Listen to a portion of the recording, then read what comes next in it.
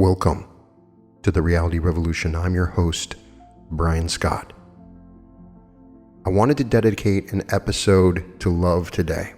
We hear so much about love from so many channeled works. Quo, Raw, they all talk about love and light. We discuss love in many different ways. The love that we get in a relationship with a specific person, or the love that we share with our family. As I contemplate third density experience and living on the earth now in the present moment, it is quite stunning how everything is shaped around lessons of love. We are forced into this situation where we are born into a family and we learn lessons of love from our father and our mother and the people that take care of us. We meet friends that we go to school with. We learn lessons of love. We start to see these lessons of love come up in every moment. We go out, we meet somebody, we get married, and we have kids, and we learn lessons of love.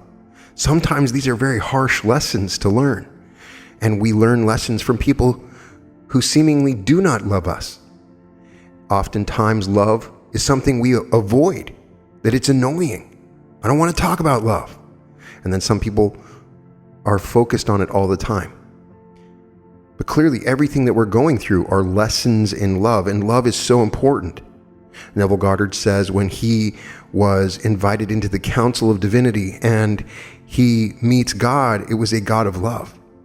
People often say God is a God of love, as God is a God of all things, but love seems to be one of the primary tenets. Some people would even say that love is what gathers the planets together and the galaxy together, that love is gravity. Love comes up in so many different ways.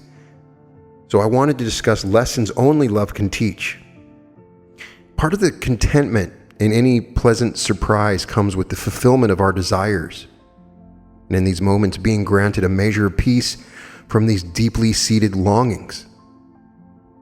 But hidden in the heart of each such moment are the secret seeds of our next longing.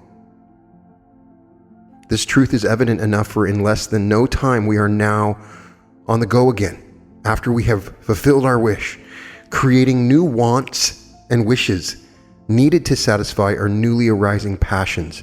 That is life in this density. So it's not really news to us that when it comes to the ever-changing seasons of surprises, all of them hold elements that are almost always sweet and sour, yet it's not always so. Once in a great while, we stumble upon a whole new order of being surprised, one that doesn't arrive on the heels of a marching band for us having won some worldly prize or otherwise achieving a goal, but in the quiet fire of some undiscovered promise about ourself. Here within us is uncovered a secret of self so luminous, bearing such great tidings that this new discovery does the impossible.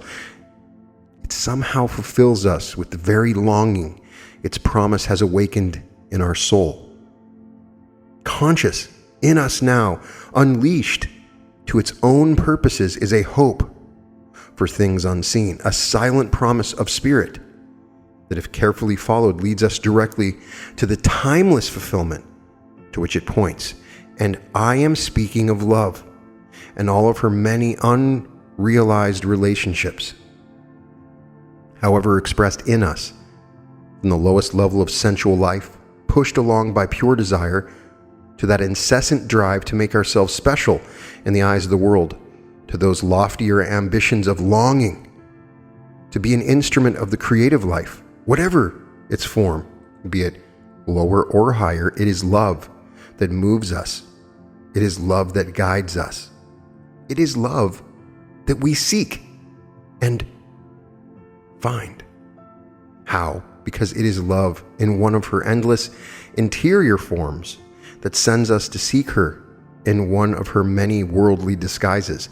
The lover and the beloved are two motions, one breath, an eternal affair animating not only all of creation, but whose secret source is the essence of our very being. And evident in this invisible romance, for those with eyes to see, is an unparalleled mystery, one that has perplexed humankind since the beginning of time. I'm sure you have heard of love referred to as an eternal flame, but there is no substance of earth that can satisfy her fire. In this fact resides one of our greatest unseen fears, for it is only while love burns in us, which is only while she has the soul stuff she needs to combust, that we feel ourselves truly alive. But love is as relentless to this stuff of our soul as is the brush fire that rips through a field of summer-dried grass. And when there is nothing left to feed her, when there is no more material remaining in us to inflame, it isn't love that ceases to be, but it is we who feel ourselves flicker and falter. For just as fire without fuel has no reason for its being, without love, we have no reason to go on living. Surely, we have all gone through those dreaded times when it feels like we are dying because our heart is emotionally starved for life. Perhaps we've reached the end of our hope for some pivotal relationship, or come to the close of another goal that again proves itself to be empty. Whatever the cause, our passion faints, and with our wings suddenly clipped, we fall back to earth. We have all felt this fear, but few have seen its dark face up close. Its shadow taunts and haunts us in every fire we race to build, or by which we hope to warm ourselves, for life has taught us over and over again that even the most carefully maintained of these fires eventually loses its warmth and light. These moments are typified in the experience of finding ourselves having grown cold to a former close companion, or in seeing the light in their eyes wane in its warmth toward us. Or perhaps we have lost interest in our once cherished career or lifestyle, so that no passion remains in us for what had been our sole and guiding purpose in life. But we must not, as we often do, confuse this growing chill in our heart as the death of love's fire. Love never dies. She cannot. She is life itself. The cooling passion we feel toward that once inflamed us is not the end of love's fire, but only signals that we have now consumed all of the stuff of self available at that level of ourselves. It may help to see this new idea by visualizing the action of actual physical flames as they move up and around in a fireplace. See how all open flames reach ever upward. See how they rise to ignite what they are created to consume. Now see that love works in this exact same way, but the difference is that love burns her way up and through the stuff of self. First, as an unwelcome visitor, she burns through our vanities. Where before we were warmed by glowing images of ourselves, love shows us all that glitters isn't gold. And as her fire moves through this lower soul region, they take with them in their purifying path our self-fascination, our fascination with the ego. But in the very act of first enticing us with this ego-centered love, and then through expiring this same stuff of self in her compassionate flames, she accomplishes two feats at once. First, her fires remove an interior section of our self's subflooring, once felt by us being our entire foundation, an act whose gradual consummation feels to us to be the loss of our life itself. And it is in this moment of our heart's cold confusion that our part in this eternal play is called onto the stage now set within us. For here, time and time again, we must choose whether to close ourselves off from love's internal action or offer ourselves over to it. We've all seen the effects of shutting out love. A hopeless frost clings to the heart, choking off higher emotion until only a shrunken shell of its former self sits there in place of the heart, its own beating a punishment. And we have all had some level of experience with love's successful passage through our various life stages, how the seeming loss of one love or passion first creates a sense of emptiness that is followed by the hope and promise of yet a deeper or wiser one. And then, although impossible to glean in the moment of such a sense of loss. And yet through this very loss, how love reveals a new place within us for her next and higher incarnation. This is how love works her magic. This is her timeless motion and miracle, but we must agree to move with her according to her secret ways. We must each learn what it means to open the hearth of our hearts to her mystical fires, and not to fear the stages through which she will take us. If we consent, then ever on upward will her flames work their way through our passions and take with them into the air of their origins our hopes in self, our hopes for things seen, and sometimes in dark nights even our hope for love herself. But if we agree to stay the course of love's action in us through the passage of time, even though it may be often hidden in the residue of ash and smoke created by the upward passage of these living fires, the next level of love is revealed to us. Herein we stand in amazement upon a whole new floor of what we now realize is our own self, a floor previously hidden by the self below it in a nature that could only be burned away through experience. Like the phoenix, we rise again, ready to live out love anew, and hopefully enriched by wisdom, ready to die again for the sake of love. I get a lot of questions about love from people that ask, so I wanted to see if I could answer some of these through this episode. For instance, someone says, I often find myself longing to be in love. Are human love and relationships something we should strive for, or are these needs just some strange device of our false self looking for ourselves in all the wrong places? And I would say pretending not to have a desire can be a desire worse than the one it replaces. If you long for a relationship and the love that comes with it, then fulfill your wish as best you can. Relationships are precious. In them we learn not only about the inner life of others, but through them we are able to wake up to our own inner nature.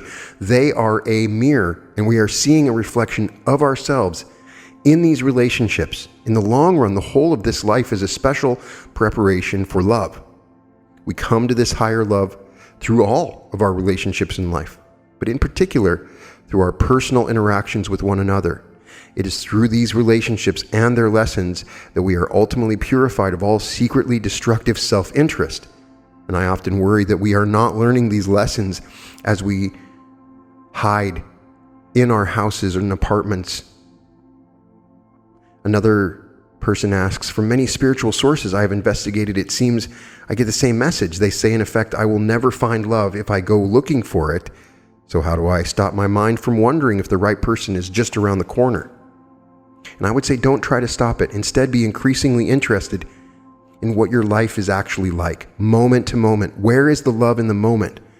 And as you wander through life waiting for someone to make you whole, there is no such person that can make any of us whole the way we dream of this kind of wholeness. Unfortunately, we have to go through these stages of looking for love in all the wrong places before we realize it has always been right within us.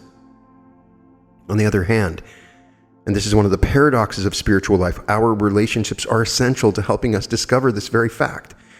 If you're like the hikikomori in Japan, you're not going to find the answers to these questions when you're sitting alone in your apartment. So it's tough. I know people that are very difficult for them to meet other people, but these relationships teach us these lessons.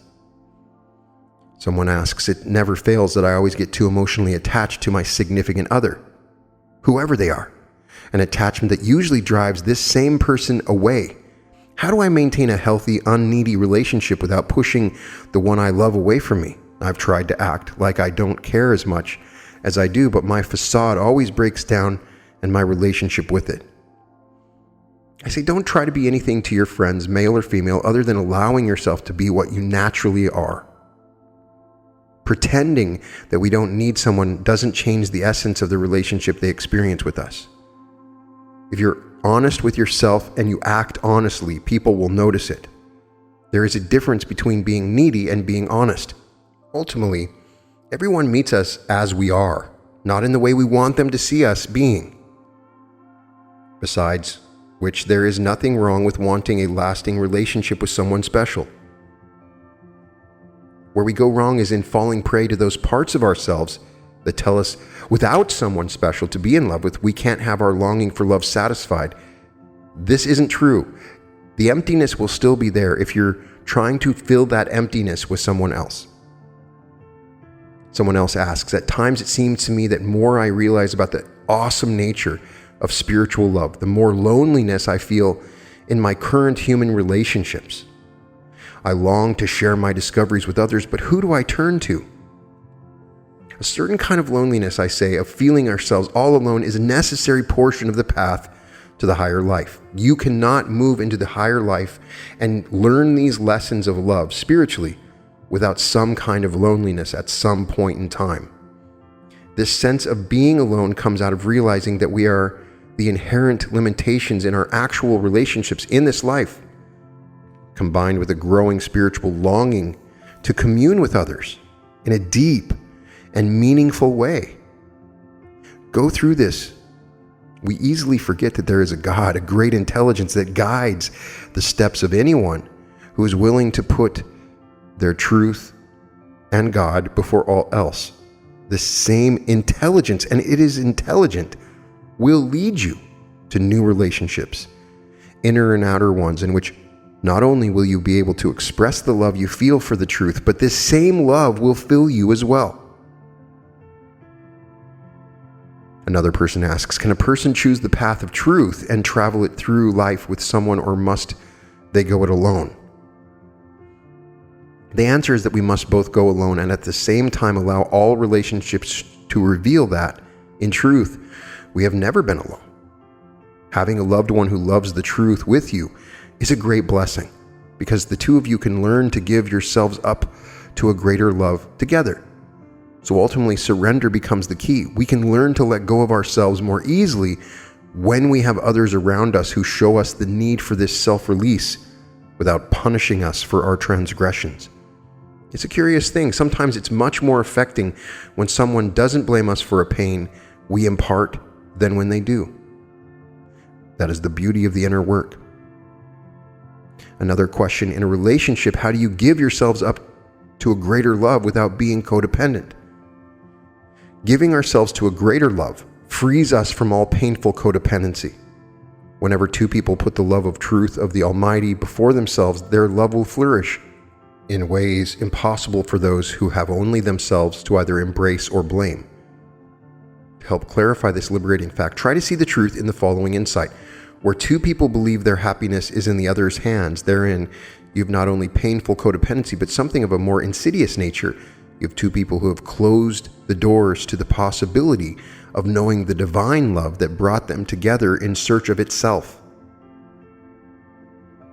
There are many levels of love and the lessons that they hold for us. The Greeks have 4 words for love. Eros is a romantic love. Philia is brotherly love. Storge is family love between parents and children. And then the most powerful, agape, love based on principle. For our purposes here, we can say there are 2 kinds of love. The first is the emotional type. This is the love that we are all given to know and to work with by our very creation. This love is good, natural, and provides the basis from which it is possible to move into the next or higher order of love. We can define this higher love for now as being an inclusive love in that it is impersonal. The principal difference between these 2 kinds of love is that the emotional love arises from and tends to create the self that loves. It is always a form of identification. The higher love that originates from God's love feels no need to possess what it loves, because this love is whole and complete in itself. In the New Testament, Christ asked Peter repeatedly if the love Peter had for him was of this higher nature. Peter didn't understand the difference between his love and the one Christ spoke of, and his denial of Christ, moments later, revealed the difference.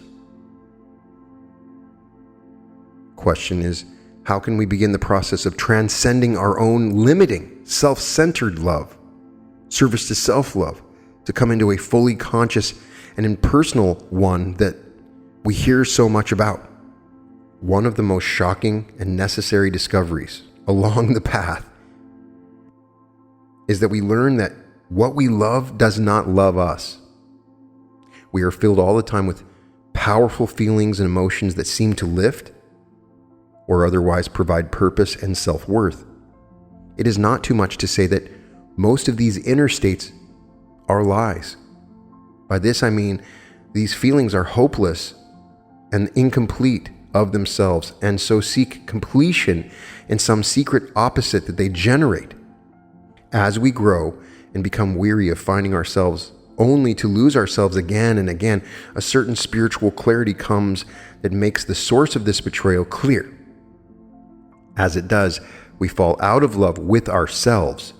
In proportion to this detachment, real love reveals itself within us as having always been there.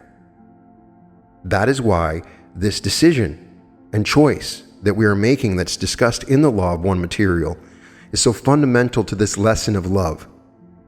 You are choosing whether or not you are of service to self or of service to others. And in this process, you are learning about who you are as a soul. When you become of service to others, you begin to detach yourself from a love of self. This detachment teaches you the real lessons of love, because once you let go of all the things you want for yourself and you really start to think about being of service to others, then real love reveals itself within you. And it's always been there, you just don't know it. Another question is, can a loving, true friendship between a man and a woman exist without physical attraction or sexual desire? Is that kind of love impossible? Isn't that the fundamental question of When Harry Met Sally, right? Can two friends be in love without physical attraction? I can say that I have witnessed this. My sister has a very close personal friend that she has no physical attraction for, but was a part of her own wedding. And so in most cases, I don't think it's actually very possible, but it does happen. I'd love to get your opinions on this, but there is such a thing as true friendship. Physical attraction and the love it produces is an elementary stage of higher love and can help lead to it. In the varying stages of later levels of the higher love, the two people involved are self-completed and therefore don't look to one another to fulfill a sense of incompleteness, however manifested. Another question is, what is it about loving and being loved that makes it seem impossible to live without, and yet at times impossible to live with? It's very confusing, isn't it? In many ways, the whole of this life is a special kind of preparation for love, as I said at the beginning. We begin this endless relationship through our various associations with people, even pets, and the sacrifices and learning lessons these relationships both provide and demand. But in the end, meaning as we ready ourselves for our own further inner development and the deeper, more fulfilling relationship with love that attends each of those steps, we come to this amazing realization. The more we would possess anyone or anything, the greater the unconscious sense of separation we experience. As this becomes clear and our need for love continues to grow, we come to an astounding finding. What we really want is not to possess, to own or control someone, but to be possessed. What our heart is seeking, it finds in giving up the self that strives for love of self. And in its place, love, real love, timeless love will appear. All the great teachings speak of a strange relationship between falling out of love with ourselves and self-awakening. And how are these two conditions occurring in us at the same time is the question. What then is the role of self-love or self-esteem in our lives? Whenever I have a discussion like this, there's going to be someone that's going to say, oh, we don't want to ignore ourselves. We must love ourselves. And I'm not saying that you don't love yourself. You need to be confident in yourself. Yourself is God. How can you not love yourself? But it's what you focus on. Think about this. What if love is not unity or harmony? Ask yourself, what is the state of someone who has to think about herself in order to feel valuable or loved by herself or anyone else? Can you see that such a person is unconsciously divided, therefore feeling incomplete, and that Her very nature, suffering from this state of division, then tries to embrace itself. The result is the insatiable appetite for self-assurance through self-reference. How do we explore the realms of higher emotional energies related to love? Someone asked me, I've come across repeated sources, some of them ancient. They say sexual energy is the greatest power that we possess. If this is true, how can it be channeled? I try to address this in a secret episode that I did for RealityCon 1, which you can acquire through the purchase of the Aura program or with the upcoming ticket to RealityCon 2. And it's a whole episode that I never posted publicly on the channel that talks about sexual energy in relation to reality creation.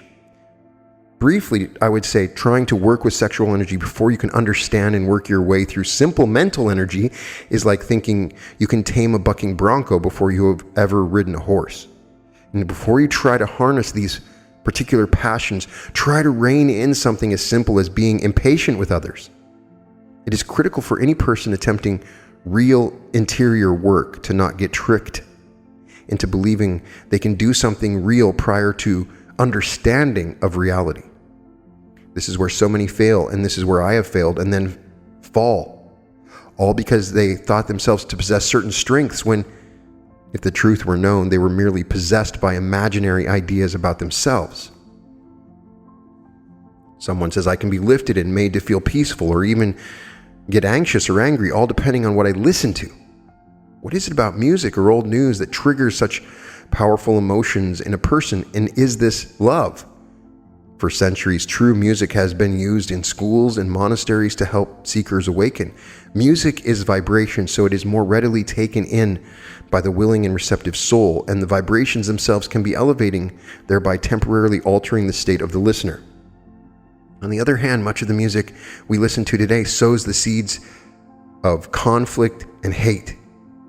To cancel any wrong state born us through unconscious identification with certain of those vibratory states, we must learn how to watch ourselves while we listen to music. We must notice consciously its effect on ourselves and how it's related to love. This higher awareness will keep us awake to the music and how it is making us, as well as the media, Facebook and social media and everything else. Now, in terms of self-development, can you make a meaningful distinction between personal development and artistic development? It seems that the false self loves to invade even our best intentioned artists and artistic endeavors. I can only relate to this specifically as an artist myself, and nowhere am I more vulnerable to wanting the approval of others than when we are trying to somehow express ourselves artistically. A lot of times people will express themselves artistically and they look for love as the response. And is there a meaningful way to stay connected to real life when we must face our own artistic disappointments? And the line between inner development and artistic development is thin, I believe. Let me stress that it is appearance only. Ideally, the artist is working to express what has impressed itself upon their mind and heart. The joy in true creativity for myself is the channeling of this energy into form while experiencing the formless nature that gave rise to within us. Where we get into trouble, and not just in the arts, is when we are dragged into unconsciously deriving a sense of self and love of self from this visiting energy from others. Learn to make the distinction between the native and original creative impulse and attending sense of self that immediately floods in to take credit. Most so-called artistic disappointments are just the flip side of first thinking ourselves special, and then when conditions beyond our control affect our efforts, not living up to our unconscious and inflated self-image. In those magical moments of clarity when my false self seems to have lost its hold on me and I feel God's presence, sometimes I'll start laughing at myself at the pointlessness of all the worries that consumed me just moments before. I'm happy to be alive. I feel that love. I can't stop grinning. I'm smiling. And then I think to myself, oh no, I'm happy. Something must be wrong. Some people say that's the old problem with alcoholics. They get super happy and then they start to look for why they're happy because something bad's about to happen. I don't know why I'm mentioning this in relation to love, but I have found when I have that elation from love, I have been in a pattern that I had to break, where I started to assume something bad was about to happen. So for me personally, the point of all this work was to place myself in relationship with the joy that is real life, and learning not to let doubt-filled thoughts rob me of those moments when I'm rewarded for seeing through their hold on me. But by the same token, I try not to rob myself of the chance to go higher still by seeing myself and also being watchful as the neutral observer, enjoying these rewards. There's always something higher at every moment. I had somebody message me saying, because of my inner work, I had this moment beyond description, the spiritual moment. I felt as though I was riding a wave of emotion that turned into an ocean of love. And for a few days, I was as happy as any soul could have hoped to be. And then this bliss faded until I was just with me again. And I want to go back so badly.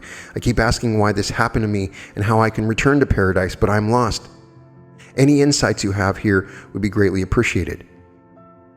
Frank Robinson mentions this in his Psychiana series, when in deep stillness you have this moment where you feel this incredible bliss. And this is the love that I think they're referring to. And as difficult or unwanted as this may sound, we have to let go of our memories of higher states of oneness. A lot of people get stuck. They have an amazing experience. Maybe it's a DMT experience. Maybe it's in meditation, and they just desperately want to return to it because it is powerful. And I know that many of you may have experienced this, and then you just want to keep going back like a drug and want to experience it again. It's really important that if we don't let go of these memories, we only wind up pursuing an image. And pleasurable as those past pictures and images and corresponding feelings may be of what once came to us, they are in the way of our coming to the sanctuary of reality, where the oneness we seek is waiting for our entrance. A lot of people have an amazing experience and it derails them from their true spiritual path. When I have people that message me, I had this amazing experience, there's a part of me that just wishes and hopes that it doesn't stop them on their path. Give up the painful questions like, why this happened to me? The you that is asking is not the real you at all. If you remember your glimpse, for practical purposes, the beauty of it was that there was no you. In almost all cases, these blissful experiences are when your ego is gone, your self is gone, and you feel this bliss. The beauty of it was there was no you within that moment as you presently feel yourself now. You were able to let yourself go enough to feel those feelings. Let the love of truth give you a fearless life. Truth is one of the keys. Science now knows what enlightened sages have been saying since time began. The true nature of all things is change. Everything is always becoming, which means nothing can be truly considered without taking into account those forces driving these invisible changes. What science has yet to learn is that these governing forces working behind all becoming possessed their own intelligence, and that all things are transforming endlessly according to their relationship with this infinite intelligence. Creatures with fixed natures must become what their nature dictates. Lions, flowers, and fish are without choice in this respect. However, human beings are endowed with certain features in their nature that may allow them to choose what they become. And it's all about the choice that you make in this reality right now. And since the choice is not whether to become one thing or another, but rather in whose likeness we are becoming, the wise among us see this fact and work accordingly to align themselves with those forces intuited to be for the highest good. When their goodness becomes our own and our lives become their expression, here is the key to the highest of relationships. Learning to love what is good begins with being truthful about what we presently love and what we are becoming because of our relationship with it. This higher level of self-awareness actually transforms the life it becomes aware of, And as we are transformed by it and begin becoming new within it, then we know the true benefit of being a lover of truth is that this love becomes us. And as the following benefits are designed to reveal, this ever-renewing love fears nothing. Only the lover of truth knows the one love that increases itself even as it waits patiently for him to expire all of his other loves. Only the lover of truth knows that for every truth willingly endured arrives a greater willingness to endure even more. For she also knows the harsh light she now sees herself in heralds not the end of her life, but holds its true beginning. Only the lover of truth knows the unyielding attractive force of that truth, not yet his own, and that beckons him to forsake all else for its dawning. Only the lover of truth rests content with all or the little that he may have, for his contentment rests not within what he may or may not possess, but with his love of being the possession of the truth that he loves. Pondering these truths about our relationship with truth and love help us to realize their promise of a fearless life. Here's a good way to put into practice these new ideas. Winning the love in your heart that you know you want begins with awakening to what you now love without knowing it. Every day, every moment, there is love. Every moment you can find the love within it. Come wide awake to yourself and see the false friends you have been holding near and dear within your heart. Don't judge, just see. Let the facts speak louder than the protests of what they reveal. Oftentimes when you ask this, you're going to find the only place where love exists in the moment is you. And the more that you ask this question, you begin to become aware that you have a real responsibility because you are the love. And love is needed in so many situations, and you are the only source of it. To begin seeing that negative states such as anger or impatience or worry and fear have lodged themselves into the hidden corners of your heart and are taking you away from this awareness of the love in the moment is to discover how they have managed to win their spot.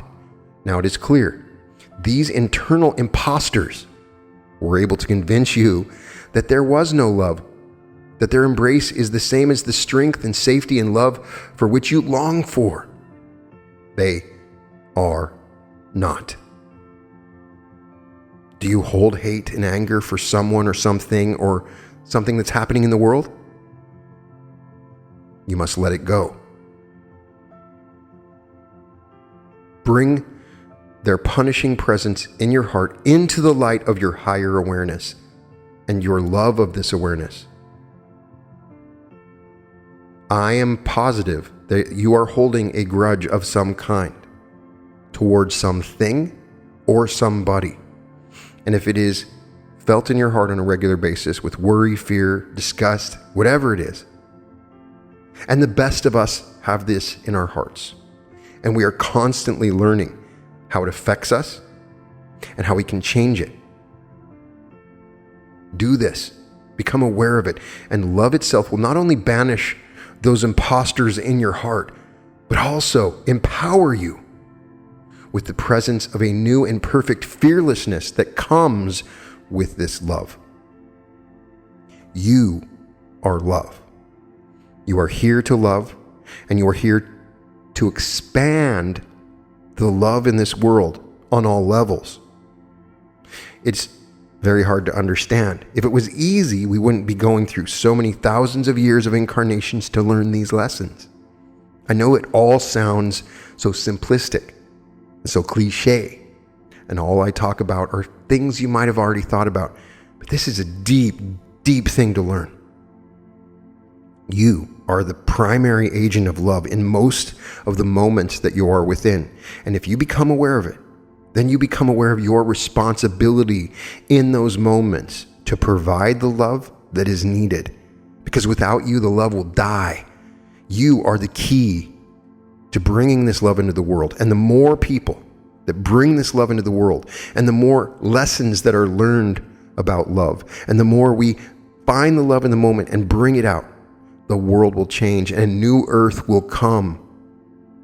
And the secret to this new earth is love.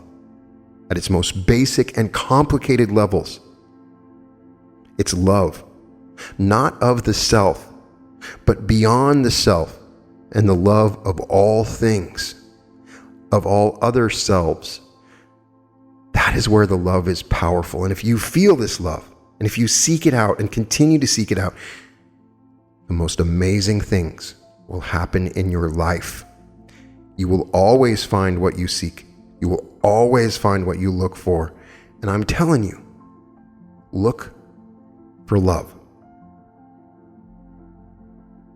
There's so many more lessons we have to learn about love, but I wanted to dedicate this episode to talk about some of the issues around it.